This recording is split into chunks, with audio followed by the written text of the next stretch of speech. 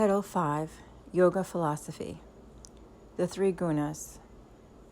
Einstein said, if you want to understand everything better, just look at nature.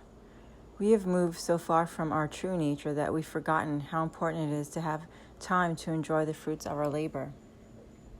We are still acting as if we're living in survival mode from caveman times. Meanwhile, we have all the abundance and resources to feed and shelter the entire population, but only a small percentage live at that level. Most of us are still acting and living in the rat race survival mode because it's what we're born into and what we learned, to work hard and stay busy. Guna in yoga translates to quality. There are three qualities or states of being. Rajas is the keeping busy doing guna. Tamas is the unconscious state of being where we check out by overdrinking or just sleeping, watching excess TV, shopping, eating, etc. Sattva is the happy guna where we're just being in our joy. When birds wake up in the morning, the first thing they do is sing. They're in the sattva guna. After their song, then they go to work, searching for worms or food, rajas gunas. After work, they sleep, tamas guna. After Eugene committed suicide, one of the first things I did was take a trip to the Roosevelt Field Mall, the largest mall on Long Island, and go on a shopping spree. I had no business going there and buying anything. I didn't have extra money, but what I did have were a lot of credit cards. I sat in my car and waited for the mall to open. As soon as it did, I went from store to store buying whatever I liked, even if I didn't need it. It was the first time I shopped without looking at the price tags. After my arms were full, I walked out to my car, dropped the shopping bags in the trunk, and went back in for more.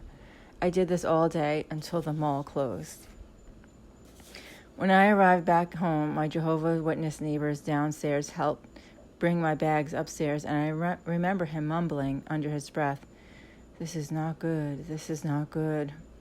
I didn't care. I was numb and in shock, and this day brought a little relief to the constant torture of my soul. I was in tamas gunas. Retail therapy is how I checked out and thought I was finding happiness and relief, but at the end of the day, all it brought me was anxiety. Ask me a year later what I bought that day at the mall, and I wouldn't remember. But I remember the bills because I'm still paying them off. I was still paying them off. Water your spiritual garden. Hans Selye, a Hungarian-Canadian scientist, coined the term stress and developed the idea of two reservoirs of stress resistance. The two reservoirs are a little tank and our big tank. We need to fill up our little tank every day, so when major things happen, like moving, divorce, death, having babies, marriage, etc., we won't have to dip into the reserves or our big tank. If we don't fill up our little tank daily and we are constantly dipping into the reserve tank, you know what happens? Illness, injury, disease, and finally, death. We all have stress in our lives. As long as we are human living here on the earth in this century, expect stress. Stress can be healthy if we have the right dosage. Stress can motivate us to take action and get things done. The danger lies when we are living in a state of ongoing, unrelieved stress. We need to fill up our little tank and cultivate the sattva guna, the one we make our last priority or exclude altogether. Watering our spiritual garden and nurturing our soul is something we cannot afford not to do. We have brainwashed ourselves into thinking that we don't have time, but when we participate in them, what it does is actually give us time. I found this inspiring excerpt from the book Messages from Your Angels by Doreen Virtue. We have already talked with you about the importance of breath, exercise, and meditation, and we do not mean to nag you about the subject. That is why yoga is presented to you as a route to establish all of these conditions within a short time span. When you engage in the practice of yoga, the rejuvenation establishes within you a great surge of energy. Establishing your yogic practices within a specific schedule makes the habit become second nature, which we highly recommend. We do urge you to consider some form of yoga practice, however that may come. For some, it will be on a casual basis, while others will consider it to be a necessary part of their lifeblood. Yogic practices were introduced long ago and are only recently awakening in your lands. The practice now comes to you with an accumulation of prayers behind it, a force so great that by immersing yourself in its radiance, great transformation can take place. Those who originally practiced yoga sent prayers forward in time, asking that all who forever afterwards conducted yoga would receive those prayers. When you engage in the practice of yoga, you are immersed in the river flow of those ancient prayers. You who are intimidated by the extent of your flexibility, hear our call. The yogic practice is a silent path that enriches you from within. Use it as a measure to center yourself peacefully and not as a route to establish your inferiority or superiority to another. You who are scheduled so tightly that you cannot bear to add to your load of duties, this is a call to greater awareness through installing a yoga practice. It is a miraculous example of receiving more through giving, in that the greater your devotion to your yoga practice, the more you do receive. The most common excuse is, I don't have the time. We all have the same amount of time in a day. How we prioritize our activities is a different story. Doing what you love adds time to your life because the quality of your life changes. The most accepted excuse is work. No one will give you a hard time if you back out of things for work. But if you're not careful, staying busy with working can be another form of not taking care of yourself and avoiding the real work, working on yourself and having healthy relationships. If you are unhealthy and unhappy, but you work a lot, what's the point? Our culture has made work and being busy high ideals to strive for. Backwards. Time, or shall I say linear time, according to Albert Einstein, is an illusion of consciousness. Time is malleable, actually. Shallow thinking and being in the rat race literally speeds up our experience of time, while deep and peaceful thinking and enjoying life slows down.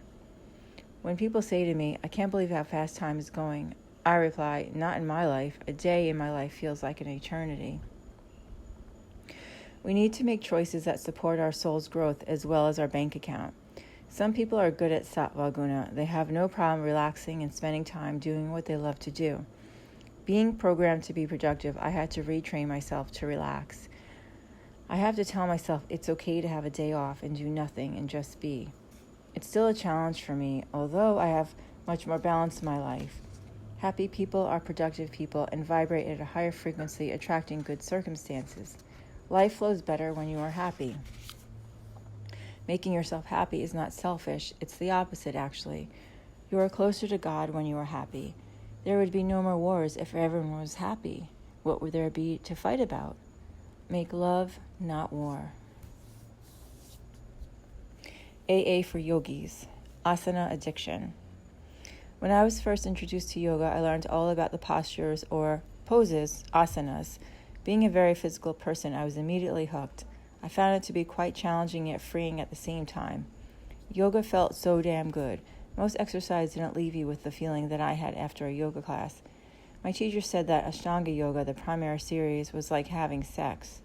It was scientifically designed to lead you through a series of postures and poses that raised your Kundalini life force energy lying dormant at the base of your spine. So by the last pose, Shavasana, you were floating in bliss. Who doesn't want that? But just like anything else, there can be a danger in getting hooked to the feel-good. Over the course of the last 16 years of teaching, I saw how students and teachers turned in one vice or addiction and replaced it with yoga asana or circus yoga, as I heard it called once, only focusing on the body. While it might be a better addiction, there is still an imbalance if you're not dealing with the stuff in the basement. If you still don't know who you are, don't have inner peace, and are unfulfilled, I would submit that yoga postures have become another substitute for dealing with your issues. Nice asana. It's easy to get caught up in the asana. Our culture supports physical looks over substance and integrity, the body over the soul. If we remember that we are not our body, rather we have a body, we wouldn't spend all of our time focused on our body and our physical looks. While it's important to care and honor your body instrument, if it has become the source of your meaning and fulfillment, you will suffer. No matter how much exercise and diet and grooming we do, we all age and the body changes. Focus on the beautiful light within and allow that light to shine out. Let your light be the source of your joy. I read that in one country, Siberia maybe, I don't remember which, the elders are greatly respected and honored. When someone says, You are looking old today. It's a compliment. I don't think we've come quite that far yet, but it's worth striving toward. When I first started studying yoga, I took notes on every workshop I went to. What stuck with me the most was the teacher who first planted the seed. Yoga is the path to self-realization, to your true self. I wasn't sure exactly what that meant, but it resonated with me. Now that I get it, I can understand how yoga teachers that want to teach the authentic meaning of yoga can get frustrated in our Western world. The commercialized yoga world has veered so far from that basic truth. For most Americans, yoga is more about health and the physical body than spirituality. It has become, for the most part, a superficial form of exercise in our country. The Western world has painted a picture that a yogi is someone really bendy and flexible and skinny. That might be part of it, but there are many yogis who don't do asana or the physical part. I've been asked, is yoga like Pilates? Almost as much as I've been asked, are you Chinese? And that can get pretty annoying. That's okay though. You have to start somewhere, and that is where I started. However, if you want to find lasting peace and happiness and be a soul on fire, progressing past the asana and going deep into the meaning of yoga is the path to be on. When you are a serious, committed spiritual yogi, you don't do yoga. You are yoga. Yoga is a path to self-realization, a way of becoming that which you already are, divine, whole, and complete.